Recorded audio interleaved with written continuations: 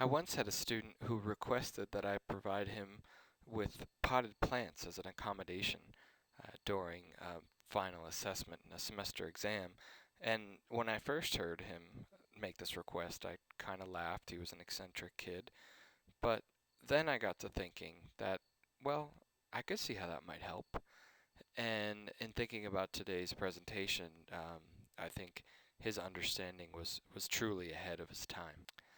Uh, what I want to talk about in this presentation is some of the research that's been happening over the last decade in terms of the role of nature and the positive impact that it can have on attention. Not just attention for students, attention for all of us, but for the purpose of this specific presentation, I'd like to focus a little bit on students.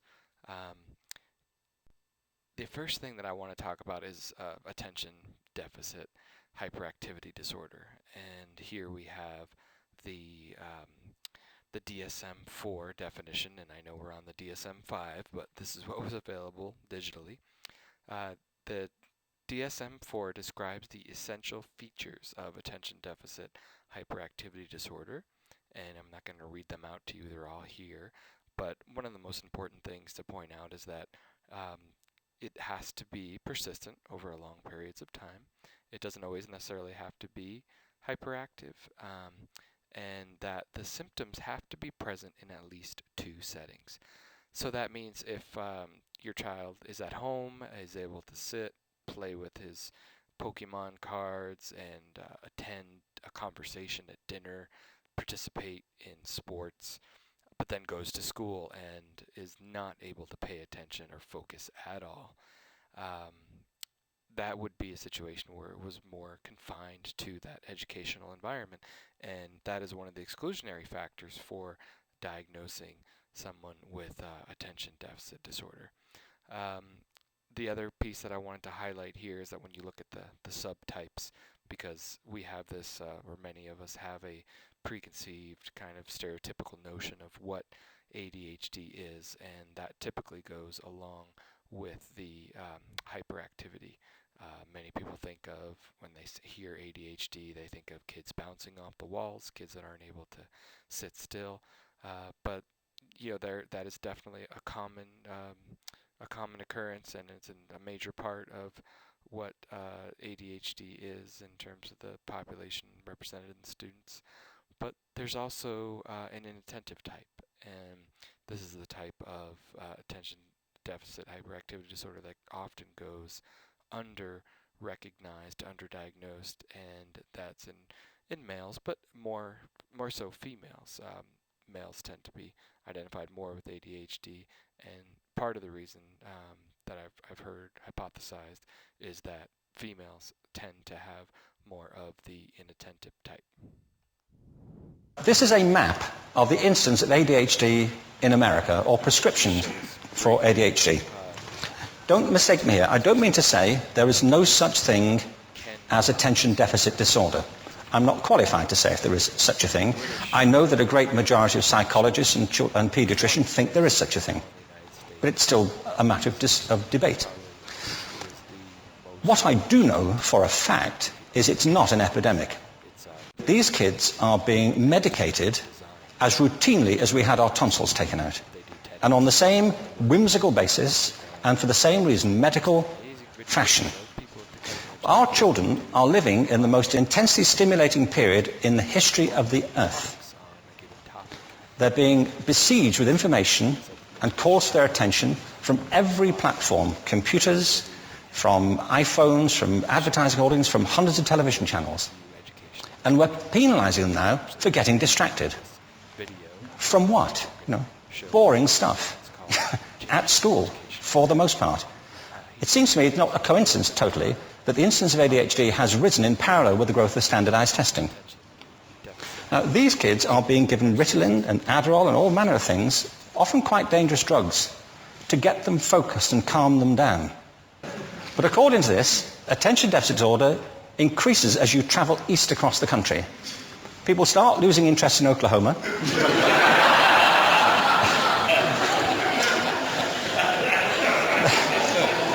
They can hardly think straight in Arkansas.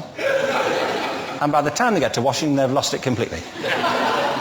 And there are separate reasons for that, I believe. It's a fictitious epidemic. If you think of it, the arts, and I don't say this exclusively of the arts, I think it's also true of science and of maths, but I say about the arts particularly because they are the victims of this mentality currently, particularly. The arts especially address the idea of aesthetic experience. An aesthetic experience is one in which your senses are operating at their peak. And we're penalizing them now for getting distracted. From what? Boring stuff. At school, for the most part. It seems to me not a coincidence totally that the incidence of ADHD has risen in parallel with the growth of standardized testing. Now, these kids are being given Ritalin and Adderall and all manner of things, often quite dangerous drugs, to get them focused and calm them down. But according to this, attention deficit disorder increases as you travel east across the country. People start losing interest in Oklahoma.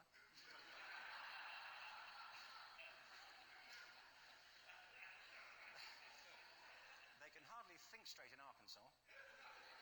And by the time they get to Washington, they've lost it completely. And there are separate reasons for that, I believe. It's a fictitious epidemic. If you think of it, the arts, and I don't say this exclusively of the arts, I think it's also true of science and of maths, but I say about the arts particularly because they are the victims of this mentality currently, particularly.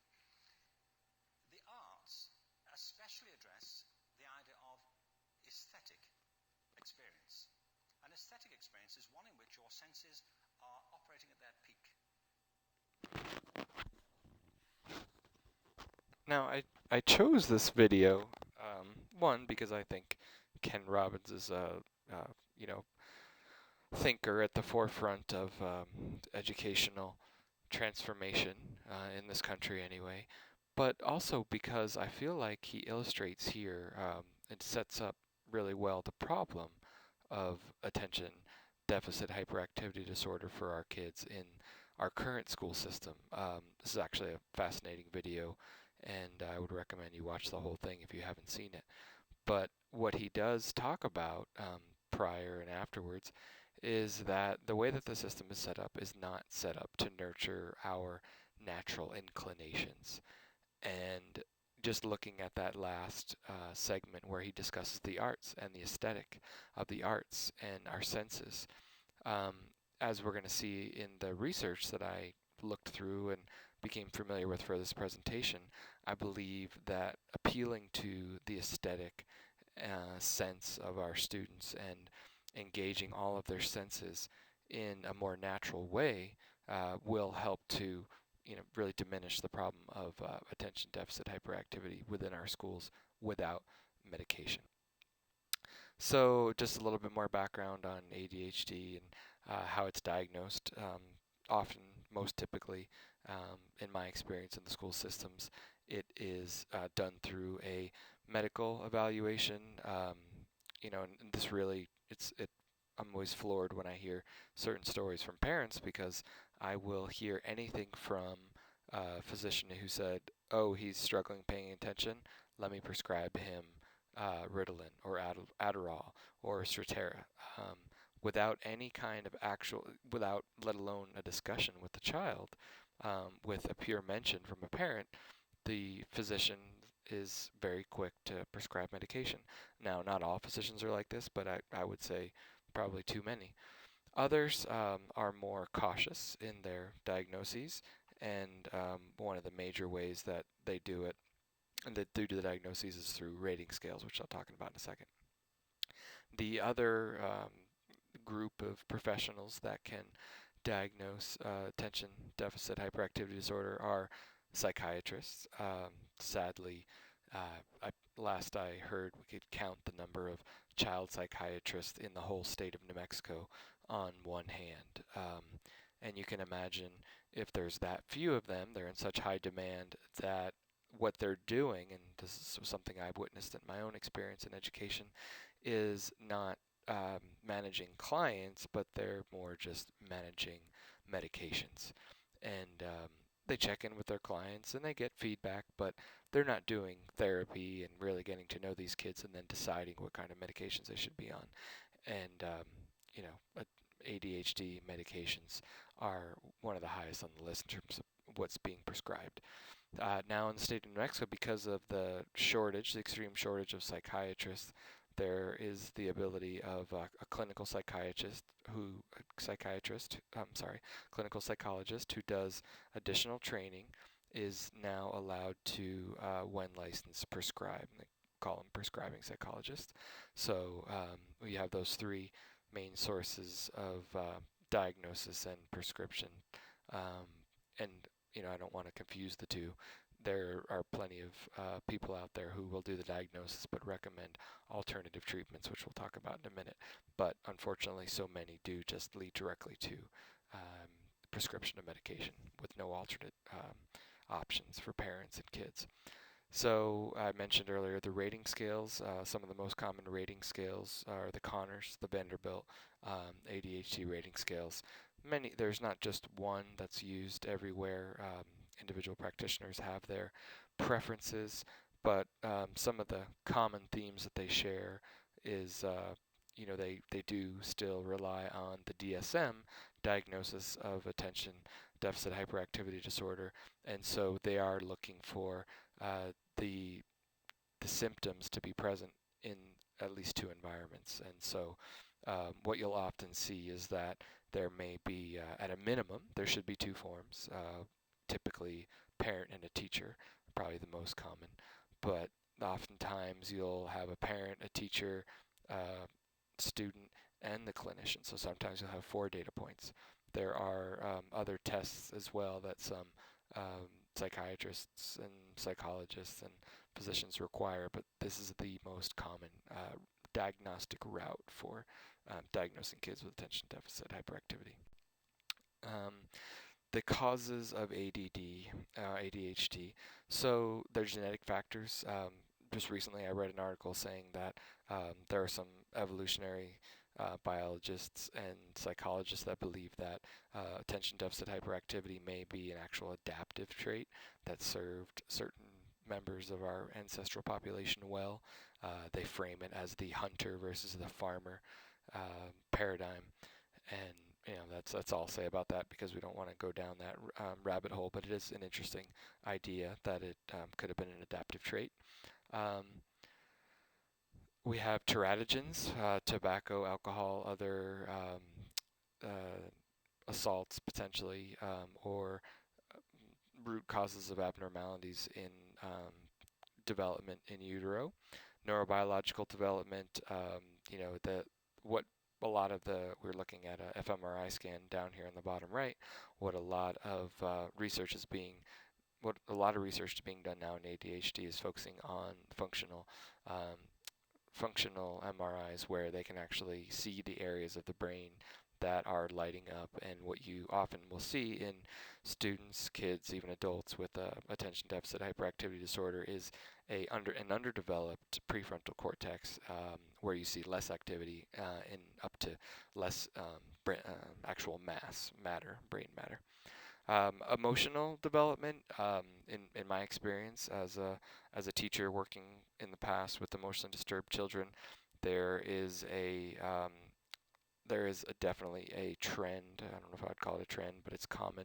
It's a common symptom for kids with attachment disorder, kids that have been through traumatic experiences, to have the symptoms of attention deficit disorder, and these are more emotionally based. And so these are kids that are hypervigilant and hyperactive, often because it was a learned adaptive trait because they needed those skills to ensure their survival because of the type of environment that they grew up in. Sleep disorders are also identified at times for causing symptoms of attention deficit hyperactivity, and I say symptoms because that once you fix the sleep problem, then you can also fix the attention problem, and the attention problem is stemming from my understanding is that there is the brain is tricking you to think that you're energized and excited and awake to make sure that you don't fall asleep because you're so tired. Diet and allergies is another area that's being researched. Um, How is it treated? There are conventional treatments. Of course, I put medication down there at the bottom, but medication is what comes to mind most frequently when, at least in the school setting, when you discuss ADHD with parents. There are two classes. You have your stimulants and your non-stimulants. An example of a stimulant would be Ritalin, which is probably the most common thought about or associated drug with attention deficit hyperactivity disorder, and Adderall is another one. Non-stimulant example would be Strattera. My understanding is that the stimulants are immediate acting. The non-stimulants tend to require to be built up into your system over time. I'll go back up to the top. Mental health options, individual counseling, working with students on coping mechanisms for dealing with their attention deficit problems and their hyperactivity, parent trainings, and then school-based interventions.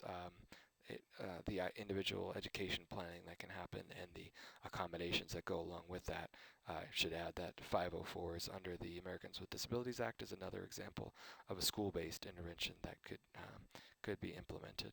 Alternative therapies that are out there, and I've heard many parents swear by these, and other ones say that they've had no effect. We have neurofeedback. That's what you see in the picture here, where your brain waves are actually monitored. Auditory integration training, which seeks to retune the auditory cortex of your brain to help minimize distractions, and I've heard parents say that that works well. Meditation, and Dr. Markle talks a lot about the Buddhist monks and their ability to train and work out their prefrontal cortex and all the executive functioning that comes with that. So additional exercise regimes and exposure to green space, which is what we're about now. So in the research that I've done, seminal works on the impact of green space on attention has been done by Dr. Francis Coe and Dr. Andrea Taylor, and what their findings suggest is that time in green spaces can dramatically improve student attention. Um, Green time is a potential treatment option other than medication. We were talking about how UNM might be losing their not psychology, it's philosophy department. And here we have a university in Illinois of Urbana-Champaign, and they have an actual laboratory-based whose sole purpose or whose charter purpose is to research human and environmental um, interactions and the importance specifically of trees and green space to stronger, safer communities, increasing and making concentration more robust, improving self-control, and promoting coping skills. Um, this was founded in 2006. Now, I'm going to go through the 5 studies that I researched for this project. Um, Coping with ADD, the surprising connection to green play settings. The theoretical foundation for all of the research done by Taylor and Co. is based on Kaplan's attention restoration theory, and it posits that nature supports attention functioning. Previous studies demonstrated the correlation between nature and improved attention in adults, and Taylor and Co. looked to expand and extend that research to children. The study examined the relationship between children's nature exposure and their leisure activities and then their attention functionings. It was based on parental reports, and the results indicated that children function better than usual after activities in green settings. And the greener the setting or the play area, the less severe the attention deficit symptoms were.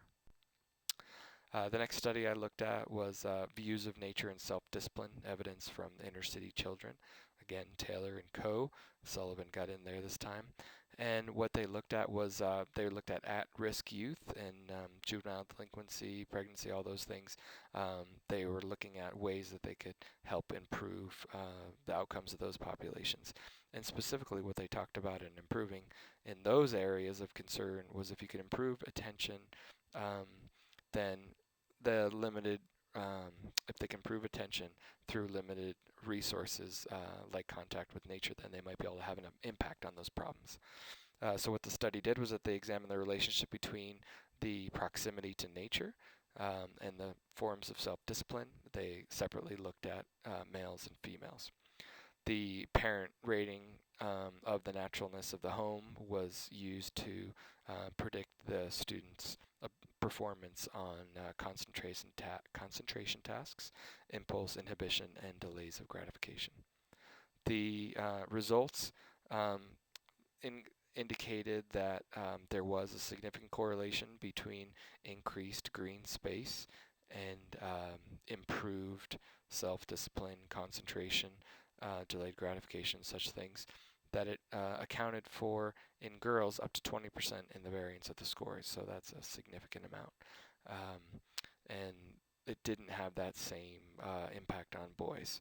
But it's the results, the indications are anyway, the suggestion is that for girls, immediate green space can have an important, statistically significant impact on concentration and self-discipline overall. Okay, the next study that I looked at were children with attention deficit concentrate better after a walk in the park. Go take a walk in the park, pretty common colloquialism, but it looks like their researchers are finding that there's some actual truth to taking a walk in the park and the positive benefits that it can have. So in the general population, attention is reliably enhanced after exposure to certain physical environments, particularly natural environments. The study examined the impact of environments on attention in children with attention deficit disorder. So what they did, this is kind of moving away from the correlational studies to a more experimental design. In this, within subjects design, each participant experienced each of the 3 treatment environments in a single blind controlled trials. 17 children, 7 to 12, all professionally diagnosed with attention deficit hyperactivity, experienced all 3 environments, a city park, and then the 2 other were kept in urban settings, and they went on 20-minute walks. They were experienced 1 week apart, and that was randomized assignment. After each walk, the concentration was measured using digit span backwards. So what were the results? Well, the children with ADHD concentrated better after the walk in the park than they did the walk in the town or the walk in the neighborhood. And so looks like when they're reporting the p-values there, but the important piece that I got out of this was the effect size were substantial. So Cohen's d, and remember Cohen's d is measuring standard deviation, so 0.52 and 0.77. They were those were the effect size of that walk in the park, and that is consistent with similar effect sizes of using medication to treat attention problems. So very significant there. So conclusions was 20-minute walk in the park was sufficient to elevate attention performance relative to the same amount of time in other settings. And this indicates that there is enhanced attention not only in the general population but also in the ADHD population. The final study that I looked at was could exposure to everyday green spaces help treat ADHD? Evidence from children's play settings. Again, Taylor and Co. It's the most recent study they've done. The study examined whether routine exposure to green space experienced through children's everyday play settings might yield ongoing reductions in those ADHD symptoms. Follow-on study to what we had before. 421 children participants in the study, and they did a internet-based survey for this particular study. And the findings here suggested that the everyday play settings did make a difference in the overall symptoms of the kids with ADHD, and they were seeing that children who played regularly in greener spaces had milder symptoms compared with those who were not in natural settings. So they could have been outdoors but not in a green environment or indoors. And that this was true for all income groups and for boys and girls, and that the one kind of caveat was that for hyperactive children, the green space, the larger the green space, the better the results. And these and previous findings collectively suggest that it's time for randomized clinical trials testing the impacts of regular exposure to green space. And I'm a huge proponent of this. I think it's a great idea. So what are the implications? Here I have a little picture of the Frank Lloyd Wright house. I believe this one is in Pennsylvania. I've always wanted to go visit it because for me, the architecture that's really just built and combined with its surroundings has a huge appeal. So, what are the implications? Diagnosis and treatment, nature deficit or attention deficit. So, there's a Richard Love, I believe you say, 2005, wrote a book. It wasn't specifically about attention deficit hyperactivity, but talked about basically us as humans having our minds formed in these natural environments and not being in those natural environments anymore. And so, is attention deficit really just a symptom of nature deficit? Just something to throw out there. Should we um, consider um, contact with green space in terms of diagnostic criteria? I think it's just something important to throw out there. And then should physicians consider prescribing the exposure to nature? Maybe it's not possible every day for every kid, but maybe more plants in the home, maybe more weekend time spent out in nature. Just like rather than just prescribing cholesterol medication, why not try the diet? Getting physicians and psychologists and psychiatrists to kind of think differently about it. And then this is a little bit more tangential to the study, but right in the wheelhouse of what Coe and Taylor research, let's think about when we plan schools, when we plan our homes, when we plan our cities, how can we incorporate nature more so that the going along with the attention restoration theory, we can use nature's natural calming and restorative effects on our attention so that we can improve our attention. And here are my references. I was inspired to do this topic based on the articles here that came in the Psychology Today magazine and another article in the New York Times.